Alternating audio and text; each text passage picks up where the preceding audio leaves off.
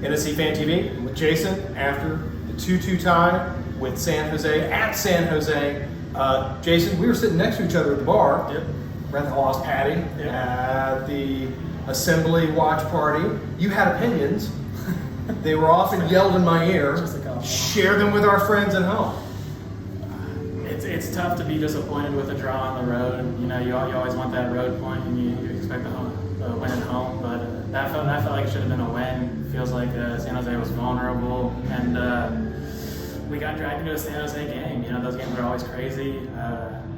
I feel tired. There was so much back and forth, and so explain to me what dragged into a San Jose game means. Tell me what that means. San Jose, it just feels like every time you see them, it's like a 4-3 scoreline. There's a late goal. It's crazy. It's up and down. It's fast paced, and that's never been our style. And it definitely feels like, especially towards the end of that game, that's where we wound up with a lot of running, a lot of up and down, and weird stuff everywhere. Yeah, I would say that there was about 60 minutes of just.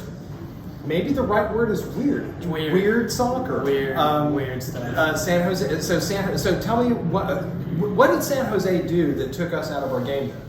They just kept to their style. They didn't set back and let us go. They definitely kept the tempo up. They pressed us. And one thing that we definitely struggled with our spacing and the way we play it is a high press and a consistent press. So today it was definitely shown in San Jose. So the high press. It looked like there were moments where the high press got broken. Yep. There were moments where. So that's whenever they have the ball. Mm-hmm. What were things that they did that sort of disrupted our possessions? They just stayed honest. We didn't have room to breathe out there. You know, and we're a team that definitely likes to build from the back and kind of good build-up play, kind of almost a tiki-taka, like a slow version of it. And with that pressure and not as much movement as we probably needed up the field, it was hard for guys to connect, and especially as we got closer to their ends. A lot of times it felt like we were just one pass short. One pass short, so that's definitely how it felt on my side. Yeah. And they had, it felt like they had, and I think that the numbers would probably show this, they had a lot more chances just close to our goal. Yeah. But they didn't quite put as many away because it all had to be off of stop ball. So what were we doing wrong, but also right to stop them in run of play chances? I think doing right, it comes to those three center backs, and even Moylan Levels. Moylan's definitely grown a lot in that right wing back role. He's definitely stepping up out there, but I think those three center backs have a real chemistry, and their ability to kind of break up plays in the run. You just put that foot right where it needs to be to kind of settle it down. Because set pieces once again come back to get us, and I think on TV they said that before even time to go they had 17 shots. And then that's pretty unheard of for us. We're a pretty defensive team, so I think it says a lot to the talent of our back line and how they're able to kind of force a lot of not great shots. And one of the cases was, like, at least early in the game we saw a lot of really athletic play from Jack Mayer. Yep. Covering space, being able to sort of smother things. Yep. But if they're creating those sort of chances, maybe some of the challenges, and you say, well, what we did right was on the backs. Do you think that there's a problem with the midfield and how they handled some of this? I don't think that there's a problem with the midfield. I think there's not enough guys in the midfield. I think it's a lot to put on just two guys in the midfield with just Godoy and Davis in the beginning, and then later in the game we had Anunga and Dax. It's a lot of ground to cover for two guys, and especially with a San Jose team that likes to press and likes to run around. It's a lot for two guys in the midfield, and they had good games too. Like Godoy was all over the place; he was making plays, but it's just a lot to ask of those two. Yeah, so it looked like there was just a lot to be done, and so even if you do a lot, there's still more that just needs to be handled. So then maybe the some of this challenge was that we were talking, and one of the things that you had even said to me was that it looked like Leal's game was a little off today. Yeah, Leal I think he just had a bad day. A couple missed touches, a couple iffy balls. It happens. Leal's a super talented guy, and I don't think anyone has any doubt he'll bounce back. But sometimes we have bad days, and I think today Leal wasn't quite where we needed him, unfortunately.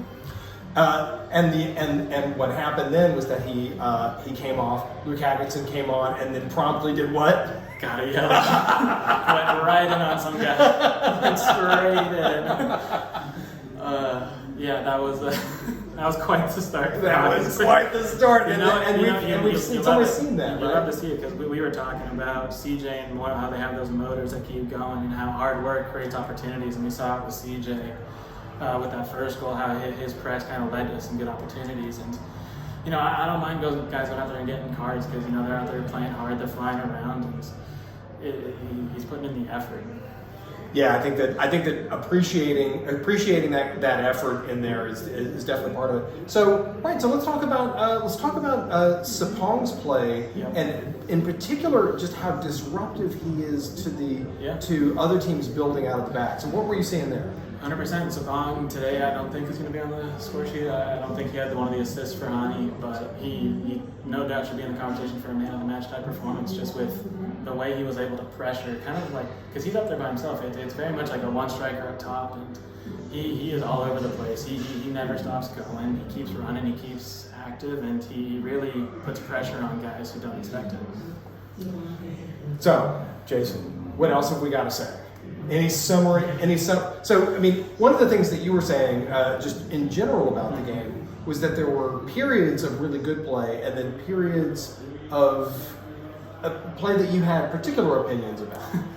The disappearing act, as you called it. The disappearing act. So tell me about this. It just kind of feels like, and even last year we had these moments where it just kind of feels like the team kind of vanishes for about 15 minutes. It just kind of seems like we everything changes. We're not doing that good attacking football. The defense is a little shaky, and today that's what led to the bonus equalizer. Was us kind of being in that moment of kind of just not so much like negative, but kind of just in neutral for 15 minutes, and then the second, like the 15 minutes ended, and all of a sudden possession switched, and a few minutes later, Hani had his second of the day. And so it just seems like there's times in games where we're not Nashville SC. We're just kind of waiting to get back. waiting to turn back into Nashville SC. Yeah. It's like what's the He-Man's Prince name, or Prince He-Man, or Prince William, or Prince Stinky Britches. I can't remember his name. Yeah, we're waiting. But last year it led to us having to kind of fight back for a lot of draws, and I think today it also can be attributed to kind of the final scoreline is we weren't on for 90, and that's one thing that a lot of teams talk about is trying to be active and play the full 90. Playing the full 90. Okay. Jason, thanks for coming on. Thank you. All right. And Jason is not going to be on next week because why? It's my first anniversary. Congratulations to you both. I hope that you both enjoy the game, and I hope that you miss an excellent Nashville win. Yeah, I'm all good if we miss a win. I won't complain about a win in LA. Thanks for your time with us. Thanks, Scott. All right.